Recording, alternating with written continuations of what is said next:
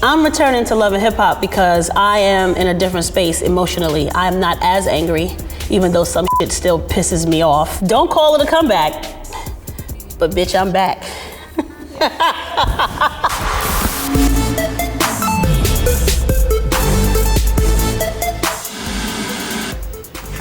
Come on, y'all, does this work? Like, what's happening? Bonnie Rubble, come over here and help me with this, because that's how long it's been around. No. Chrissy, no, stop. What you gonna do? Stop. Huh? And what are you? I'm not selfish. You're psychotic, bitch. Baby, you better come get this bitch right now for a killer. I can't see myself with anybody else. How Love and Hip Hop started was they offered Jimmy a reality show and he wanted nothing to do with it. So Yandy introduced me to Mona and I told her that I had a meeting with Jim Ackerman. And I said, come with me and, you know, help me figure this out. And she came with me. And next thing I knew, she was the producer. Originally, it was Misa, myself, Emily. That's all I can really remember right now. Hang them in there. Nice, so you're gonna get organized. I invited Emily over to help me clean my closet. We've gotten really close lately, and sometimes things get hectic in her house, and I want her to know that if she needs me, I'm there. Only friendship I really developed was Emily. Do you keep in contact with Mashonda? No, I do not keep in contact with Mashonda. Samaya Reese, no, not at all. Olivia? No, I haven't spoken to Olivia either. Like, I'm telling you, like, I'm just a different person in a different space. Only person I see is Emily. Emily is not the same person, y'all. Don't get it twisted. She's not that timid. She was never really that timid person that she came across to be. She was just very uncomfortable, and she was in a relationship that was difficult at the time, and I guess it looks like things are smoothing out now. How has your relationship been with Yandy? I am so sick of y'all asking me about Yandy.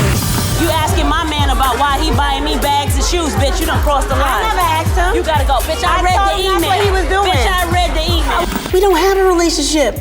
I don't see her. Even if she was standing right here, I wouldn't see her. I don't see her. First option and my last resort, Chris.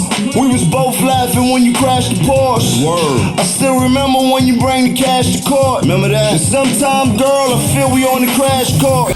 Okay, since you guys have last seen me and Jim, well, I've been living in Miami for the past 4 years, and it's been a breath of fresh air for our relationship because he has to come and see me. He has to pursue me. It's not like I'm home just waiting for him to come home or when it's convenient at the end of his day. And I think that's what I had done wrong for so long. I made him too comfortable. And when you keep on his toes, they'll pursue you.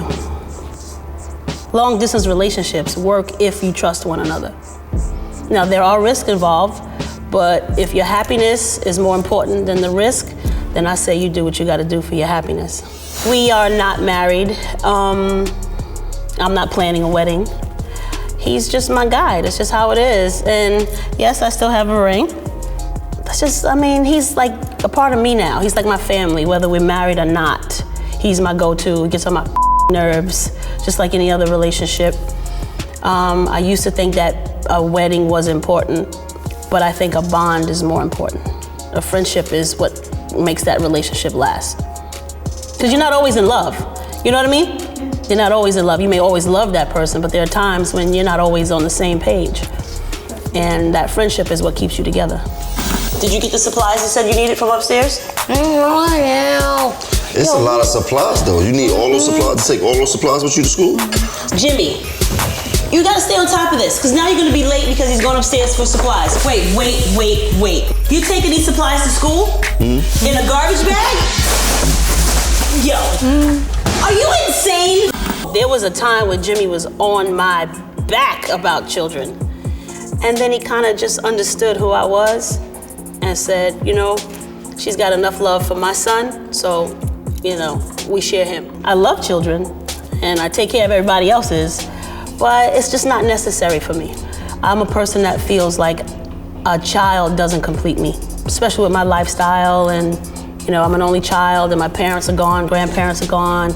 Jimmy's always on the road. I just feel like a child would cause me to put more pressure on the way he moves. And I don't think our relationship could stand that, and I'm not trying to be a single parent. Even though he's a good father to his son, there's just some things that I would want different. And I know that I wouldn't get that from him. At least I think I wouldn't. And at this point, that ship has sailed, girl. These eggs is fried. I mean, I'm glad he's proud of me.